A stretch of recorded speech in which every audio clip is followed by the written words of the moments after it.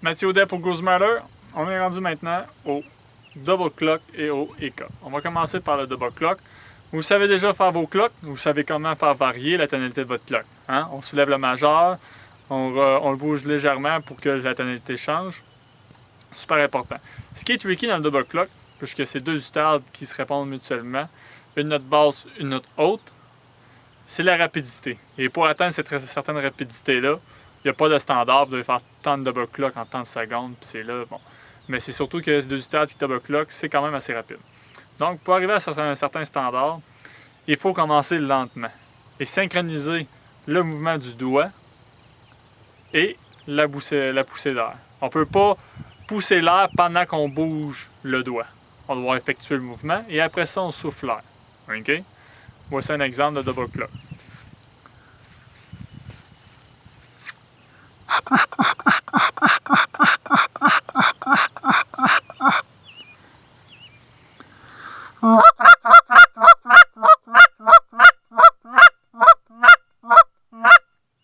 Et plus je vais tenter d'accélérer, plus ça va être dur de faire en sorte que quand je pousse mon air, mes doigts sont arrivés à la destination. Et voilà.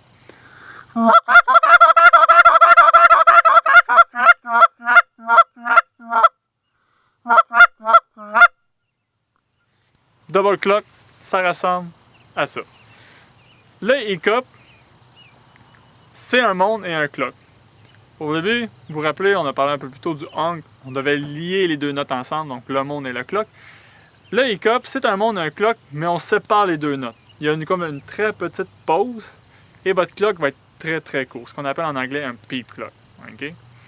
On peut tricher le E-cup, le faire comme un honk, succéder les notes, puis en faisant une en arrière de l'autre, on peut le tricher. Voici un exemple.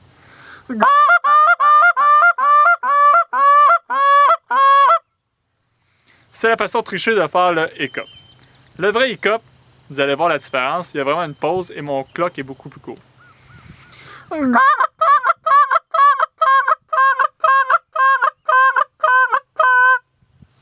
OK? Fait qu'on a vu la pause.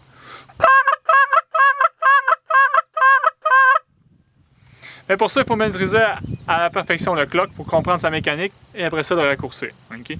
Je vais essayer de le séparer, la note, juste faire le clock tout seul. Donner un exemple d'un clock régulier. Et le clock du E-cup.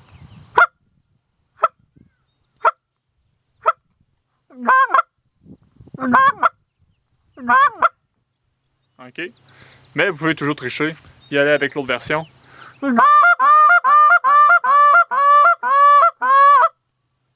Qui peut fonctionner très bien aussi, qui est plus facile à apprendre. Donc, double clock, on repart du début.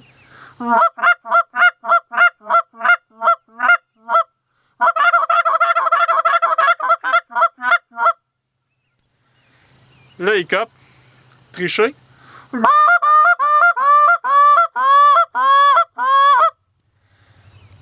Le vrai E-cup.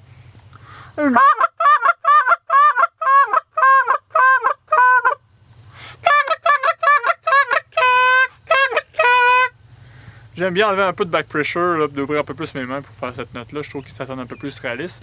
Mais sans ça, ça peut fonctionner très bien si on garde nos mains fermées. Mathieu Audet pour Goose Matter. La dernière note que je pourrais vous enseigner, c'est le murmur. Et on va voir ça dans la prochaine capsule vidéo.